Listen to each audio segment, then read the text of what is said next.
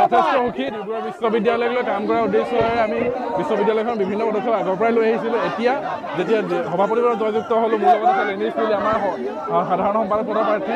আমি একেলগে যিহেতু জয়যুক্ত হৈছোঁ, আমি ডিব্ৰুগড় বিশ্ববিদ্যালয়খনৰ যথেষ্ট পৰিকল্পনা আছে। উজনি অসম নহয়, বিশ্ব পৰ্যায়ত যাতে আমি জিলিকাই ফুৰিব পাৰোঁ তাক লৈ বিভিন্ন পৰিকল্পনা আছে, সেয়াকৈ আগুৱাই যাম। সেয়াই যথেষ্ট সুখী।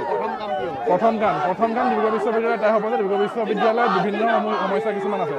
ছাত্ৰ ছাত্ৰী হোষ্টেলৰ সমস্যা বা ছিকিউৰিটি সমস্যা, এই ছিকিউৰিটি সমস্যা যোনখিনি আছে সেইখিনি আমি নিৰাময় কৰা বিভিন্ন ধৰণৰ ঘটনা হৈছে। ছোৱালীক লৈ বিভিন্ন ঘটনা হৈছে বা ল'ৰাক লৈ বিভিন্ন কালি কিছুমান হয়। ষ্ট্ৰীট লাইটৰ প্ৰব্লেম বা ধৰি লৈছোঁ বিভিন্ন ধৰণৰ প্ৰব্লেম আছে এনেকুৱা নিৰাপত্তাৰ লগত জড়িত, আৰু এই নিৰাপত্তাৰ লগত জড়িত বিষয়সমূহ সমাধান কৰা পোনপ্ৰথম আমাৰ গাঁও ডিব্ৰুগড় বিশ্ববিদ্যালয়। হয়,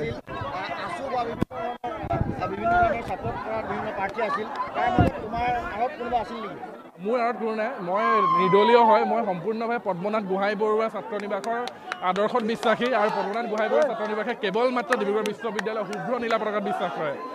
আৰু মই নাভাবোঁ যে পদ্মনাথ গোহাঁই বৰুৱা ছাত্ৰ নিবাসৰ আদৰ্শ বেলেগ কোনো সংগঠনৰ আদৰ্শতকৈ ঊৰ্ধ হয়। এই আদৰ্শ শ্ৰেষ্ঠ, আমাৰ বাবে ডিব্ৰুগড় বিশ্ববিদ্যালয় এই আদৰ্শই শ্ৰেষ্ঠ।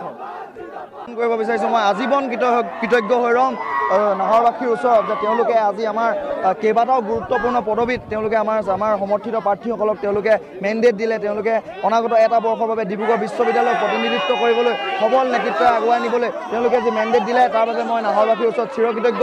ডিব্ৰুগড় বিশ্ববিদ্যালয়ক লৈ বহুতো পৰিকল্পনা আছে, ডিব্ৰুগড় বিশ্ববিদ্যালয়ক লৈ বহুতো সপোন আছে, কিন্তু মই পোনপ্ৰথমে আজিৰ এই দিনটোত এটাই কথা ক'ব বিচাৰিছোঁ, এই ধামখুমীয়া পৰিৱেশটোৰ মাজত এটাই কথা ক'ব বিচাৰিছোঁ যে ডিব্ৰুগড় বিশ্ববিদ্যালয়ৰ ছাত্ৰ ছাত্ৰীয়ে আকৌ এবাৰ প্ৰমাণ কৰি দিলে, আৰু আমি যি মতাদৰ্শলৈ আগবাঢ়ি গৈছিলোঁ, আমি ক'ব বিচাৰিছিলোঁ যে ডিব্ৰুগড় বিশ্ববিদ্যালয় অৰ্থাৎ আমি আগবাঢ়ি গৈছোঁ, অৰ্থাৎ আমাৰ কোনো হাইকমাণ্ড নাই। আমাৰ হাইকমাণ্ড কোনো দল সংগঠনৰ ছাত্ৰ হ'ব নোৱাৰে। আমাৰ হাইকমাণ্ড হ'ব লাগিব ডিব্ৰুগড় বিশ্ববিদ্যালয়ৰ ছাত্ৰ ছাত্ৰী, আৰু ডিব্ৰুগড় বিশ্ববিদ্যালয়ৰ ছাত্ৰ ছাত্ৰীয়ে সেই বাণীকে সৰুগত কৰি আজি আমাক তেওঁলোকে মেণ্ডেট দি আগবঢ়াই পঠিয়াইছে। গতিকে যথেষ্ট আশা আছে, তেওঁলোকৰ আকাংক্ষা আছে, তেওঁলোকে পৰিৱৰ্তনৰ বাবে ভোট দিছে। গতিকে অনাগত এটা বৰ্ষত আমি ডিব্ৰুগড় বিশ্ববিদ্যালয়ৰ ছাত্ৰ ছাত্ৰীৰ বাবে সৰ্বস্ব উজাৰি আমি নিজৰ বহুমূলীয়া জীৱনটো সৰ্বস্ব উজাৰি দিম বুলি, ডিব্ৰুগড় বিশ্ববিদ্যালয়ৰ সৰ্বাংগীন বিকাশৰ বাবে কাম কৰি যাব পাৰিম বুলি আমি দৃঢ় প্ৰতিজ্ঞ আৰু প্ৰতিশ্ৰুতিবদ্ধ হৈছোঁ।